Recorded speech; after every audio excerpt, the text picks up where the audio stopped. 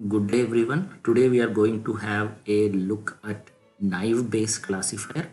We are going to see how naive Bayes classifier is used and what are its advantages, what are its disadvantages. So let's get started. The first question that everybody asks is what is naive Bayes classifier and what is the reason why it is so popular. The reason why people go for naive Bayes classifier is because of its inherent simplicity.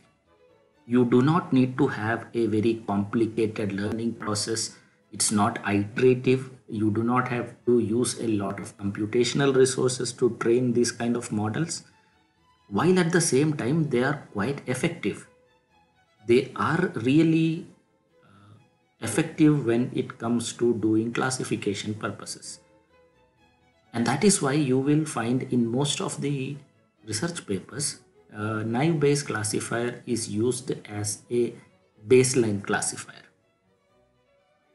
Any classifier which you design needs to be substantially better than naive Bayes in order to be considered for deployment in the field. Otherwise, you could do with naive Bayes classifier itself. We will see why naive Bayes classifiers are considered to be so easy. We will see how simple the models are to implement, and we will also see how do you do all the calculations in the next few minutes. So let's go to the details of naive Bayes classifier next. The major question is how do you design a Bayes classifier, or more specifically a naive Bayes classifier. The process is quite simple. What you do is, assuming that your data set has got n number of features and m number of classes, let's denote them by C1, C2, C3 up to Cm.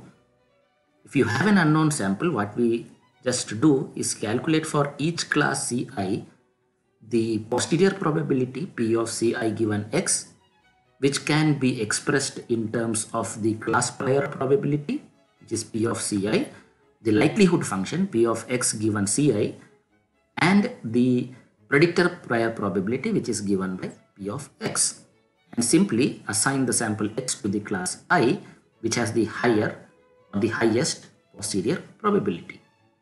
And now I can understand the reaction that you will have is, what does all this mean? This is what you will find in most of the textbooks. This is what you will find in most of the tutorials also. But the first thing that we have to do is to make sense of what all this means. You will not be getting the prior probabilities or the posterior probabilities directly. You will only have a data set with you. So how do you calculate all these parameters from the data set that you have in your hand? That is the question.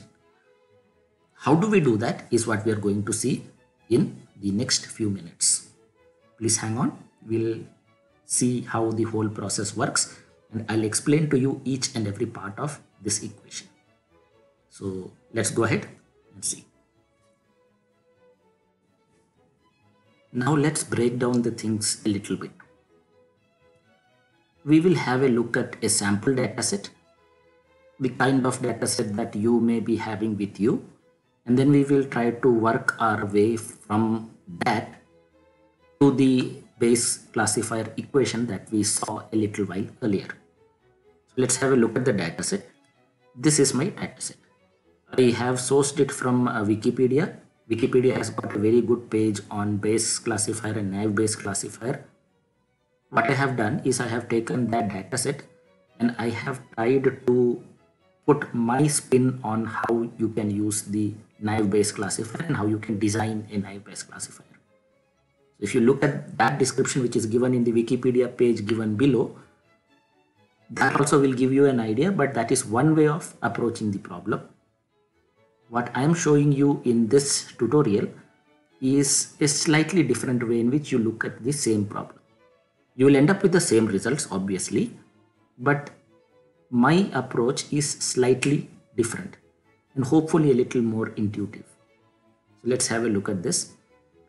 We have a data set with 8 samples. You can see sample number 1 to 8. And please remember, sample number is not a feature. It just says how many samples are there in the dataset. Okay, so we have 8 samples. There are 3 features: height measured in feet, weight measured in pounds, and the foot size, which is measured in inches. So we have 3 features, and you have 2 classes.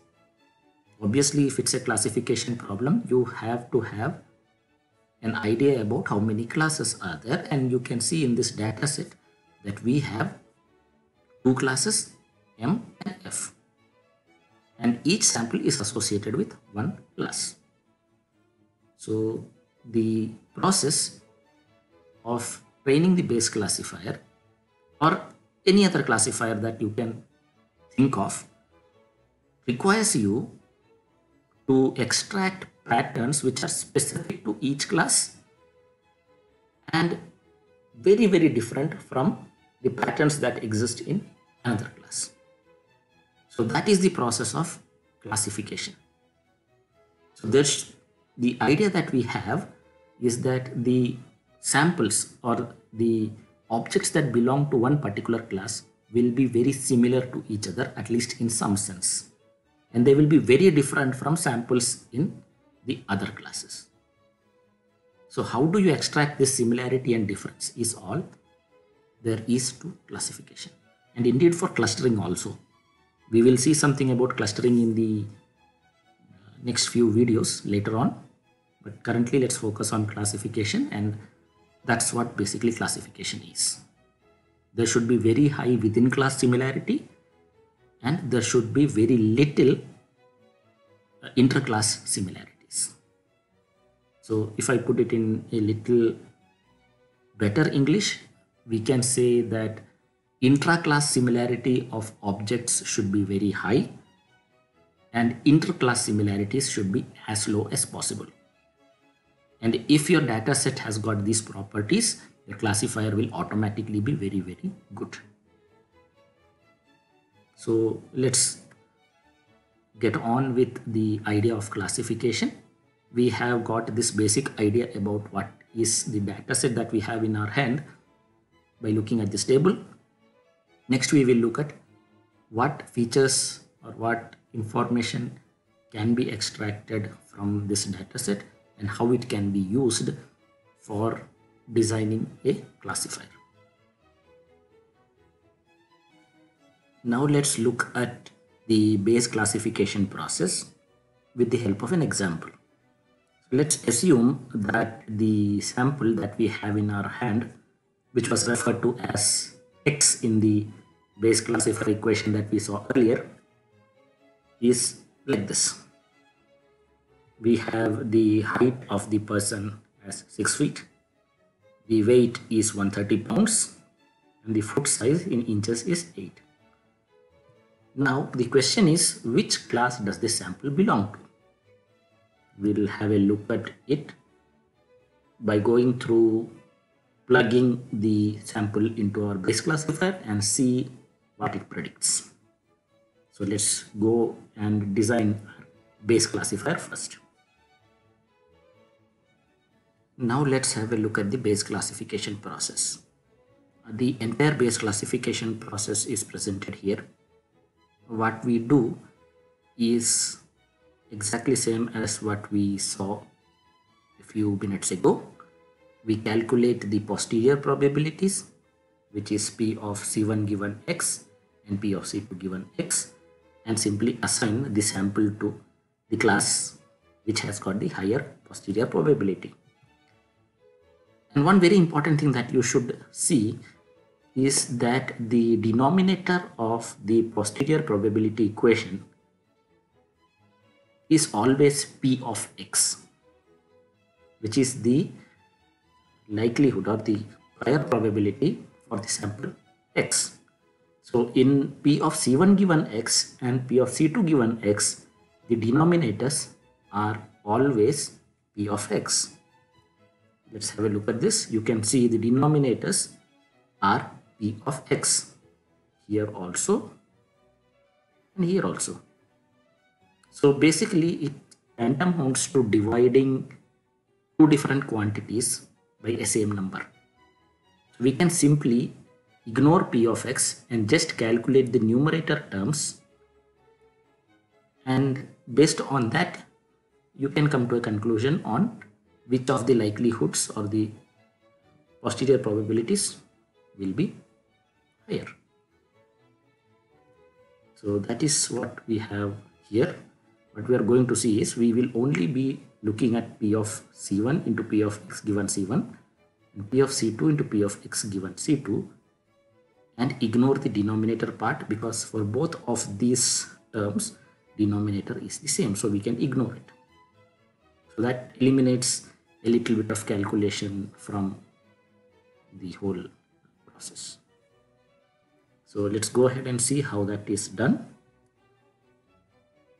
So the idea is we will do the calculations one by one. So let's look at it. We have two terms here, p of c1 and we have the term p of c2. What do these mean? P of c1 and p of c2 are referred to as the prior probabilities. What do you mean by prior probabilities? These are simply the total number of samples that belong to each class in proportion to the total number of samples in the class. For example, if you look at the two classes that we have here, C1 and C2, we will see that the number of samples in the class M are 4. You can see 1, 2, 3, 4. The total number of samples in the entire data set is just 8. So P of C1 will simply be 4 by 8, which is equals to 0.5. And similarly, if you take the number of samples in class F, you will find that the whole data set has got 4 samples which belong to class F. 1, 2, 3, and 4. So we have the samples 5 to 8 belonging to class F. So you can say that there are 4 number of samples which belong to class F out of the total 8 samples. So if you look at it as a fraction, you get it as 4 by 8 or equal to 0.5. So this is how you calculate the prior probabilities for each class.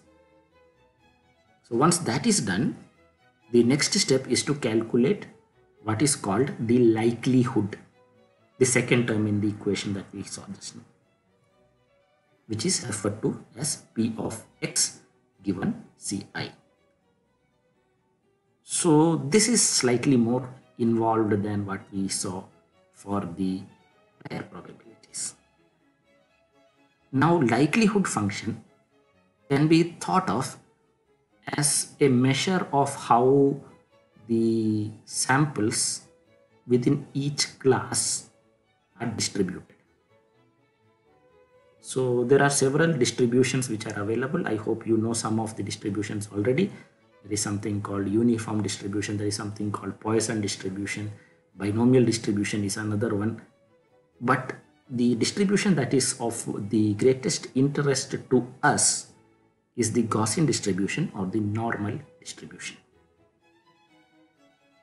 Why, we will see in a few minutes, but the idea is that we need to have some idea of how the samples in the data set are distributed within each class. And how do you calculate or how do you mathematically put it down is with the help of a likelihood function. There is also one more aspect to this, the fact that there are multiple features in a dataset. In any given dataset, you will have multiple number of features. Here we have 3, you could have 30, you could have 300, you could have 3000 features, you could have any number of features in a dataset. And if you have multiple features, it is possible, very possible in fact, that they could be interrelated in some way or the other. So in case you have multivariate distributions, which means you have multiple number of features, you need to use multivariate distributions to model these things and to make sure that they represent the data set correctly. So in case you have multiple features, for example, in this case, you can model the likelihood function only using multivariate distributions. We will see more details of this now, and you can see that the Bayes classifier is modified slightly to come up with the idea of what is referred to as the naive Bayes classifier. The reason why naive Bayes classifier is referred to as naive is because of some naive assumptions that it makes. The first naive assumption that the naive Bayes classifier makes is that the features in a multivariate distribution, or the features in each class, always follow the Gaussian distribution curves. This may or may not be true, but the generic assumption is that the data in each of the classes will follow Gaussian distribution. This makes our modeling process a lot simpler because you do not have to find out what is the distribution of the data in each class and then use that distribution model to calculate the decision boundary or the posterior probabilities. You can directly go ahead assuming normal distribution and still get reasonably good results. So this is the one assumption that has been key to the success of Bayes classifier. The fact that you do not have to do any kind of kernel density estimation or anything of that sort to design the naive Bayes classifier. So that makes the whole model development process a lot quicker. So in this particular case, since we have two features, C1, I beg your pardon, we have two classes C1 and C2. So what we assume is that the distribution within the classes C1 and C2 are multivariate and normal. By normal, I mean Gaussian. So in general, if you look at the equation should look something like this. This is the equation for multivariate normal distribution. Univariate normal distribution is something that everybody is aware of. The model will result in a graph that looks like this on the top. This is how a typical univariate normal distribution will look like. You can kind of visualize the multivariate normal distribution to be this in an n-dimensional plane. So that's the only difference between univariate and multivariate normal distributions. But if you look at this, there are some interesting terms here.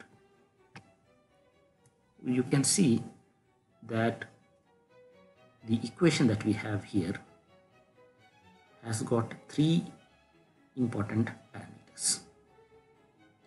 One is this sigma that you see here, and then you have mu, and then you have d. D is the number of features in the dataset. So if you only have a single feature, it will take the shape of a simple univariate distribution.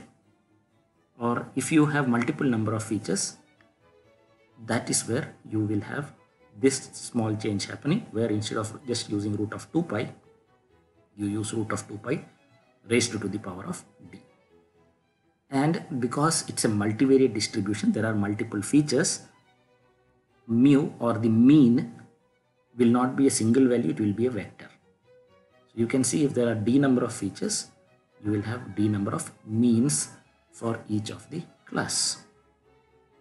And what you see as sigma here is the covariance matrix, where the diagonal elements are the variances and the non-diagonal elements represents the correlation between the features xi and xj if you have d number of features here. So this is going to be a square matrix, and you have a mu which will be a vector, and you have the features which are represented by x1, x2 up to xd. So let's see how they are calculated. You can see here that if you take only the class M, you will find that the mean of all the samples of the feature height, that is 6 plus 5.92 plus 5.58 plus 5.92 divided by 4, will be 5.855. Similarly, do this for the feature weight, that will come to 176.25, and similarly do this for the 4 samples in the feature foot size, and it will come to 11.25. Similarly, try to find the covariance matrix of this, and you come to the conclusion that it's a square matrix of this shape. And you can see the correlation between feature 1 and 2 is the same as the correlation between feature 2 and 1. Obviously, that's how correlation works. So you can see that this is holding true in all the cases also. So once that is done, we come to the second major assumption of the Bayes classifier, which is the fact that we assume that the features are completely independent of each other, which basically means that the correlation between the features is 0. But plainly that is not the case here. You can see that it's a very good amount of correlation between the features 1 and 2 here. There is a very good amount of correlation between 2 and 3 also. So this is not something that is true always. In fact, in most of the cases it is not true. But we do this assumption mainly to ensure that the model is simple. So this allows us to simplify the model further. So what we do is we blindly replace all the non-diagonal elements of the covariance matrix with zeros. That's all we do. So we get a further simplified model. So if you look at this, I replace the non-diagonal elements with 0, and if I put it back in the original equation, I will be able to rewrite this whole equation, and I will be able to spread it out in this form. If there are d number of features, I can rewrite them like this. And if you look at this very carefully, you will find that this equation is the equation for a univariate normal distribution for feature x1. This is the equation of a univariate distribution of feature x2 all the way up to univariate normal distribution of the feature xd, which basically means that if I use this assumption here of class conditional independence, or basically the idea that the features are independent within each class, I can simply rewrite my multivariate normal distribution as a product of d number of univariate normal distributions. So instead of dealing with large and complicated matrices, I can deal with very simple equations now. So this makes our model a lot more simple. And you can see here, this is the typical equation that you may have studied in your school when we talk about normal distributions. And our multivariate normal distribution has now become a product of several univariate distributions. This makes our process a lot more simpler. That is all about mathematics. We will see how the whole thing works with the data set also. Let's have a look at that next. Coming back to our data set, we had calculated the covariance matrix earlier, and it had all the elements populated here, here, here, here, here, and here. In order to comply with the naive Bayes assumptions, what we do is we just replace those values which were non-zeros with zeros. That's all we do. We just force the values to zero. We ignore the non-diagonal elements. And that's how we come up with the covariance matrix for a naive Bayes classifier. Similarly, if you look at the case for class C2, we get the mean for each feature in the class C2 as 5.4175, 132.5 and 7.5. Please remember very important thing about this classification process. Indeed, not just for naive Bayes but for all classification processes, the calculation of the parameters have to be done separately for each class. So do not take all the values in one shot. Do not take all the 8 values together and do the average, because that result will be meaningless. So what you do is you segregate the samples by class and calculate the parameters separately. So that is why I have given a box around the class that we are working on right now, which is C2. So you take only the 4 samples that are belonging to class C2 and do the calculations on that. You calculate the mean and you calculate the covariance. So you can see the mean has come and you have the values here. You also have the covariance matrix, and you can see here that the covariance matrix has got diagonals which are non-zero, which basically means that the features are interrelated.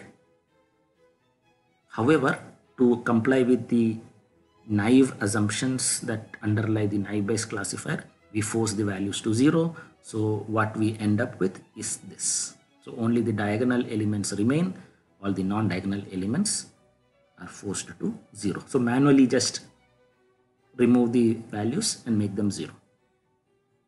That's all we do. We rub off all the values which are non-diagonal and just write 0 there. That's all you do. So if you look at this, we have the 2 classes C1 and C2, and these are the parameters that we have come up with. The mean vector for class C1, the covariance matrix for class C1. Similarly, for C2 you have the mean vector and the covariance vector. Just plug this in the individual equations. So what we do is we will first calculate this for the class C1. Just plug it into the original equation of multivariate normal distribution. If you see, the formula has 2 pi raised to the power of 3. Why 3? Because we have 3 features here. So we have 3 here. And what you see here, second term, is the determinant of the covariance matrix, this matrix. So you take the determinant of this matrix and put it here. So in our case, 2 pi raised to the power of 3 is 248.05.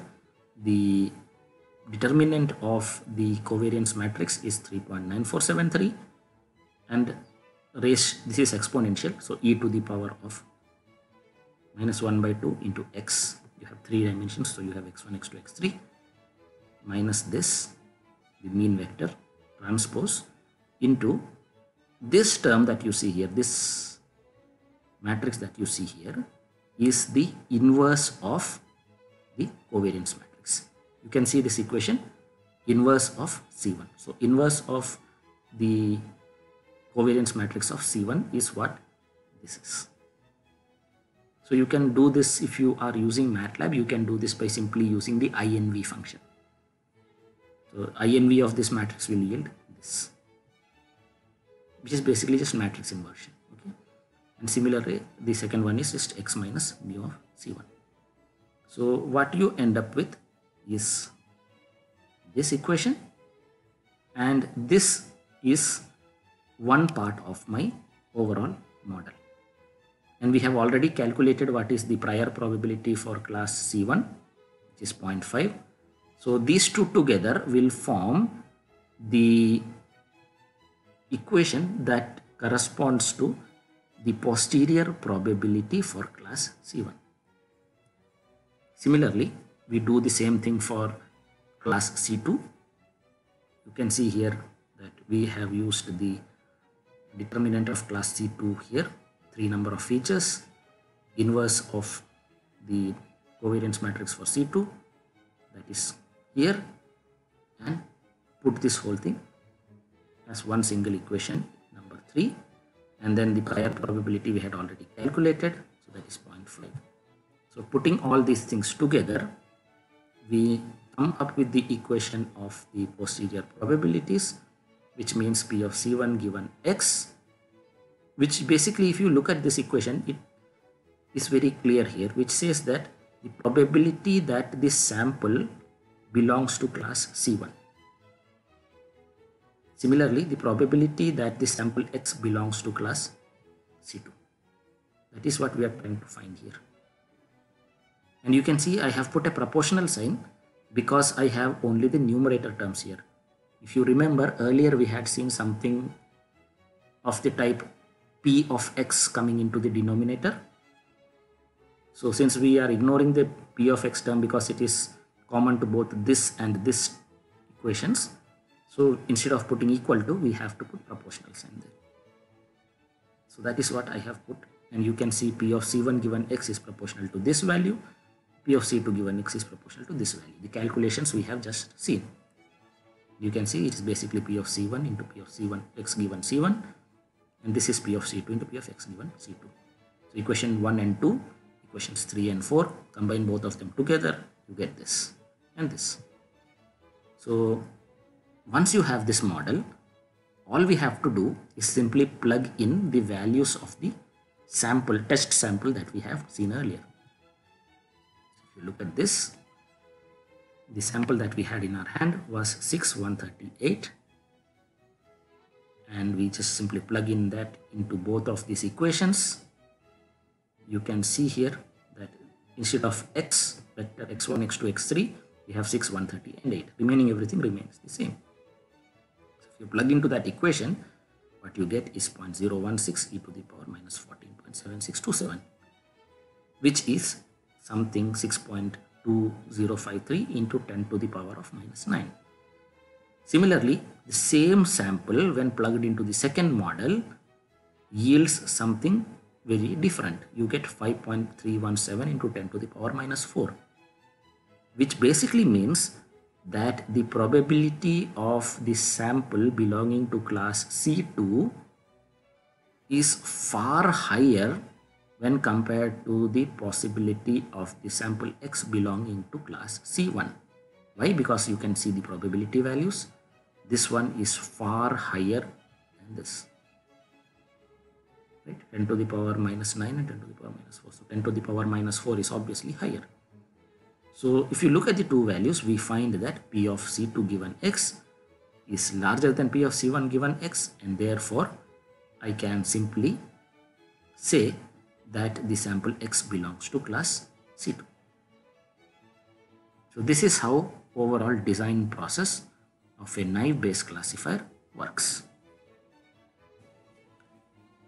Now, in order to summarize the whole process that we have seen so far, the naive Bayes classifier is called a naive classifier because it makes two very major naive assumptions.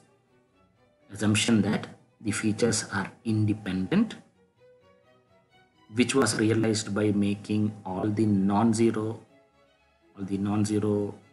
non-diagonal elements into zeros. And the second assumption that the features within each class follow Gaussian distribution. These two are naive assumptions because this may or may not be true for the given data set that you have in your hand, but these two assumptions make the model design process very, very simple and very easy to calculate and also deploy on the hardware. So that is why we still find naive Bayes classifier being used widely even after 100 years of the Bayes theorem being invented. In case you have any queries or doubts, please make sure that you put it in the comments below, or you can contact me through any other means that you find suitable. I will be happy to be of any assistance. So thank you all. Thank you for watching, and bye.